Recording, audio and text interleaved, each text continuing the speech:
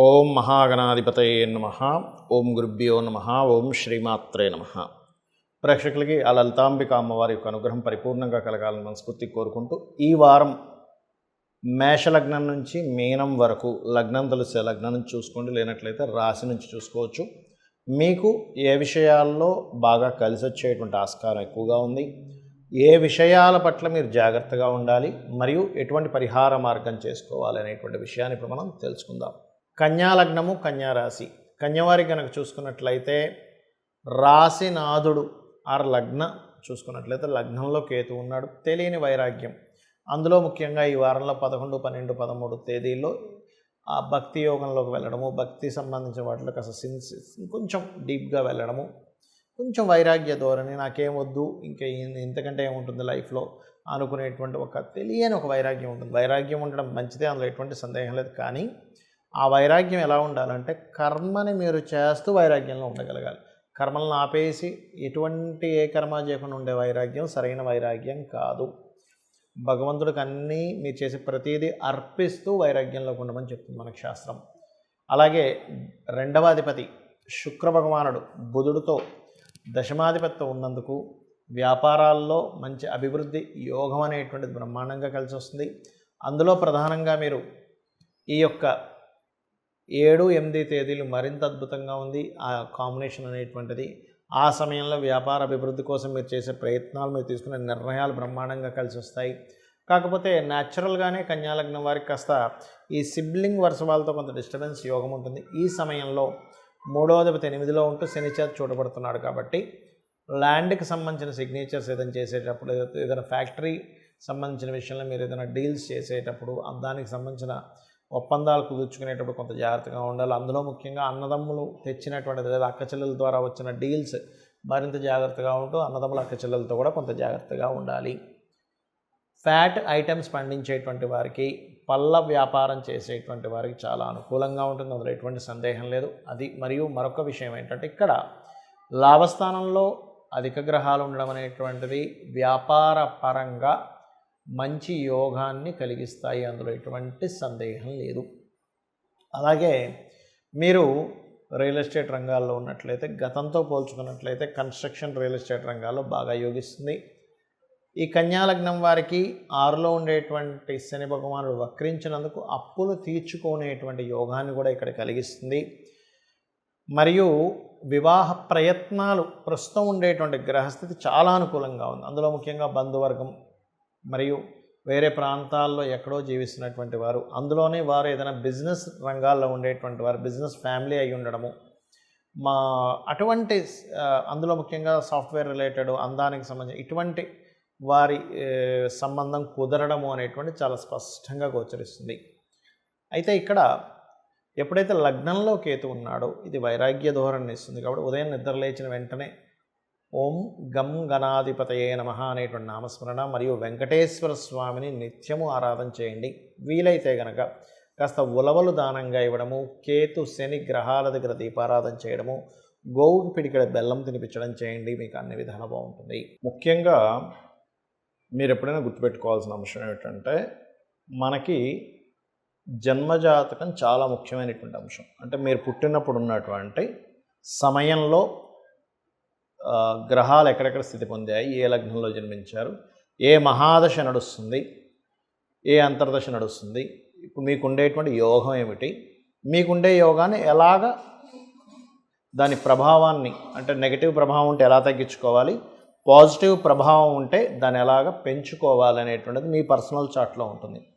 అంతేగాని మీరు చాలామంది ఏంటంటే ఏలినాడు శని, అర్ధాష్టమ శని, అష్టమ శని ప్రభావం వల్లే నా జీవితం మొత్తం ఇబ్బంది పడుతుందేమో అనుకుంటూ ఉంటారు. అలా అనుకోకండి దయచేసి. అది నేను మీకు దాని మీద చాలా వీడియోలు చేసి చెప్పాను. ఈ సమయాల్లోనే సీఎంలు, పిఎంలు అయ్యారు, పెద్ద పెద్ద ఇండస్ట్రియలిస్టులు కూడా అయ్యారు. శని కేవలం శ్రమకారకుడు మాత్రమే. ఎందుకంటే ఇప్పుడు పర్టికులర్గా శని వక్రగతిలో కూడా ఉంది. వక్రగతిలో ఉన్నప్పుడు అమ్మో వక్రించిన శని ఎలా ఇస్తాడు, ఇలా ఇస్తాడని ఉంటుంటాయి. అది నేను ఒకటే గుర్తుపెట్టుకోండి, శ్రమనిస్తాడు అంతే, లేట్ ఇస్తాడు అంతే, అంతేగాని సక్సెస్ అవ్వనివ్వకుండా చూడడు. ఆయన పోర్ట్ఫోలియో అది కాదు. మరొక విషయం ఏంటంటే కాలసర్పదోషాలని, సర్పదోషాలని వీటికి కూడా జనాలందరూ భయపడిపోతూ ఉంటారు. అసలు ఏమీ భయపడాల్సిన పని లేదు, ఒకటే గుర్తుపెట్టుకోండి. ఇవన్నీ మనం కర్మలో చేయడం వల్ల వచ్చినటువంటిది. మీ పర్సనల్ చార్ట్లో కనుక ఒక గొప్ప రాజయోగం ఉందనుకోండి, ఒక మంచి ధనయోగం ఉందనుకోండి, అది ఏ రూపంలో ఉందో తెలుసుకోవాలి ముఖ్యంగా. అంటే అలాగా మీ భాగ్యాధిపతి ఎక్కడున్నాడు, మీ కర్మకారకుడు ఎక్కడున్నాడు, మీ ధనాధిపతి ఎక్కడున్నాడో చూసుకోండి. పర్టికులర్గా ఆ రిలేటెడ్ సంబంధించినటువంటి వాటిల్లో వెళ్ళినప్పుడు మీకు బాగా కలిసి వస్తుంది. అలా కాకుండా ఒక వ్యక్తికి స్కూల్స్ కాలేజ్ ద్వారా ఉంది యోగం. ఆ స్కూల్స్ కాలేజెస్ కాకుండా అతను ఇంకోటి ఏదో దాంట్లోకి వెళ్ళడానికి, ఉదాహరణకి టూర్స్ అండ్ ట్రావెల్స్ పెట్టుకున్నాడు, అది వీనస్ రిలేటెడ్ సంబంధించింది. స్కూల్స్ కాలేజెస్ అనేటువంటిది గురువుకు సంబంధించినటువంటిది. అంటే ఏమిటి, మీ ధనయోగము, మీ భాగ్యయోగము, మీ లాభాలన్నీ జూపిటర్ ఇస్తున్నాడు, మీరు వీనస్ వెనకాతలు పడుతున్నారు, దాని ద్వారా డబ్బులు రావాలి, అప్పుడు మీరు నష్టపోతుంటారు. అంటే ఏమిటి, దీని మీద నేను చాలామంది జాతకాలు చూసి రీసెర్చ్ చేస్తున్నటువంటి అంశం. కాబట్టి మీ పర్సనల్ చార్ట్లో అసలు ఏముంది అనేది మాత్రమే మీరు చూసుకుంటూ దానికి సంబంధించిన దాంట్లోకి వెళ్ళండి. మరి ఈ వార ఫలితాలు ఎందుకు చెప్పుకుంటున్నాము అంటే, వార ఫలితాలు కావచ్చు, నెల ఫలితాలు కావచ్చు, ఇవన్నీ కూడా మీరు పర్టికులర్గా ఈ కాలము అంటారంటే బయట ఉండేటువంటి సిచ్యువేషన్, బయట ఉండే వాతావరణం ఎలా ఉంది అనే దాని మీద మనం ఎలా అయితే అడుగు వేస్తామో, అలాగే ఈ వారంలో ఈ గ్రహాలు ఇలా ఉన్నాయి కాబట్టి దీనికి సంబంధించింది ఇచ్చేసుకోండి అని చెప్పడానికి. అయితే ఇవన్నీ ఒక ఎత్తు అయితే, మన జాతకం ఎలా ఉన్నా, మన వాస్తుపరంగా దోషం ఉంది అంటే, ఒక్కోసారి ఆగ్నేయ దోషం ఉంది, బాత్రూమ్ కట్టేశారు, ఉత్తరంలో బాత్రూమ్ ఉంది, ఇవి చెప్పుకుంటూ ఉంటాం. ఉత్తరంలో కానీ ఆగ్నేయంలో కానీ బాత్రూమ్స్ ఉండకూడదు, ఎందుకంటే అది పర్టికులర్గా మనీని పెంచేటువంటి యోగం ఇచ్చేటువంటి ప్లేసెస్ అవి. ఉత్తరం ఉత్తరే నిధి సంస్థితం అన్నారు. మనం జాతకం ఎంత బాగున్నా ఏమైపోతుందంటే, ఆ ఉత్తరంలో ఉండేటువంటి బాత్రూమ్ ఏదైతే ఉందో అక్కడ ఎప్పుడైతే కుబేర స్థానం అయిందో, మీరు ఎంత సంపాదిస్తున్నా మళ్ళీ అదే రూపంలో పోతూ ఉంటుంది. ఆగ్నేయంలో బాత్రూమ్ ఉంటే కూడా ఏమవుతుందంటే, మీకు అసలు ఫస్ట్ మనీ చేతికి రాకుండా అయిపోతూ ఉంటుంది. కాబట్టి ఇవి కూడా జాగ్రత్త తీసుకోవాలి. అయితే కొంతమందికి అవకాశం ఉంటుంది, ఏమండి నా జాతకం పరంగా చూపించుకొని సెట్ చేసుకుని, లేకపోతే వాస్తు, కానీ కొంతమందికి అవకాశం ఉండదు. అలాంటి వారు ఏం చేయాలి అంటే, ఏ విదేశాల్లోనే ఉంటారు, అక్కడ వాస్తులు అలాగే ఉంటాయి, అక్కడ నుంచి కదలలేరు, మారలేరు. అలాంటప్పుడు చిన్న చిన్న పరిహార మార్గాలతో దాన్ని సెట్ చేసుకోవచ్చు. అది కూడా అవకాశం లేనప్పుడు ఒకటే గుర్తుపెట్టుకోండి, ఉదయము సాయంత్ర సమయము అమ్మవారి యొక్క నామము ఓం శ్రీమాత్రే నమః చేసుకోండి. లేదండి నాకు మొత్తం లలిత సహస్రనామాలు నేను చదవగలను అనుకునేటువంటి వారు ఉదయం సాయంత్రం 2 పూటలు లలిత చదవండి. లేదా ఒక పూట లలిత, ఒక పూట విష్ణు సహస్రనామాలు కూడా చదవచ్చు. ఇలా గనక చేశారంటే ఇదంతా కూడా ఏంటంటే, అమ్మవారి నామములు ఏవైతే ఉంటాయో లలిత సహస్రనామాలు మీకు ఒక రక్షణ కవచంలా నిలబడుతుంది. మీ జాతకం, మీరు పూర్వజంలో చేసిన కర్మ ఎలాంటిది ఉన్నా కూడా ఇవన్నిటిని తొలగిస్తుంది. అదే కాకుండా ఇప్పుడు కాస్త శని భగవానుడు వక్రించున్నాడు కాబట్టి ముఖ్యంగా అయితే ఇవన్నీ ఒక ఎత్తు అయితే, మన జాతకం ఎలా ఉన్నా, మన వాస్తుపరంగా దోషం ఉంది అంటే, ఒక్కోసారి ఆగ్నేయ దోషం ఉంది, బాత్రూమ్ కట్టేశారు, ఉత్తరంలో బాత్రూమ్ ఉంది, ఇవి చెప్పుకుంటూ ఉంటాం. ఉత్తరంలో కానీ ఆగ్నేయంలో కానీ బాత్రూమ్స్ ఉండకూడదు, ఎందుకంటే అది పర్టికులర్గా మనీని పెంచేటువంటి యోగం ఇచ్చేటువంటి ప్లేసెస్ అవి. ఉత్తరం ఉత్తరే నిధి సంస్థితం అన్నారు. మనం జాతకం ఎంత బాగున్నా ఏమైపోతుందంటే, ఆ ఉత్తరంలో ఉండేటువంటి బాత్రూమ్ ఏదైతే ఉందో అక్కడ ఎప్పుడైతే కుబేర స్థానం అయిందో, మీరు ఎంత సంపాదిస్తున్నా మళ్ళీ అదే రూపంలో పోతూ ఉంటుంది. ఆగ్నేయంలో బాత్రూమ్ ఉంటే కూడా ఏమవుతుందంటే, మీకు అసలు ఫస్ట్ మనీ చేతికి రాకుండా అయిపోతూ ఉంటుంది. కాబట్టి ఇవి కూడా జాగ్రత్త తీసుకోవాలి. అయితే కొంతమందికి అవకాశం ఉంటుంది, ఏమండి నా జాతకం పరంగా చూపించుకొని సెట్ చేసుకుని, లేకపోతే వాస్తు, కానీ కొంతమందికి అవకాశం ఉండదు.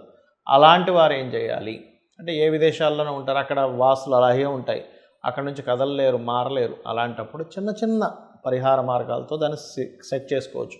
అది కూడా అవకాశం లేనప్పుడు ఒకటే గుర్తుపెట్టుకోండి, ఉదయము సాయంత్ర సమయము అమ్మవారి యొక్క నామము ఓం శ్రీమాత్రే నమః చేసుకోండి.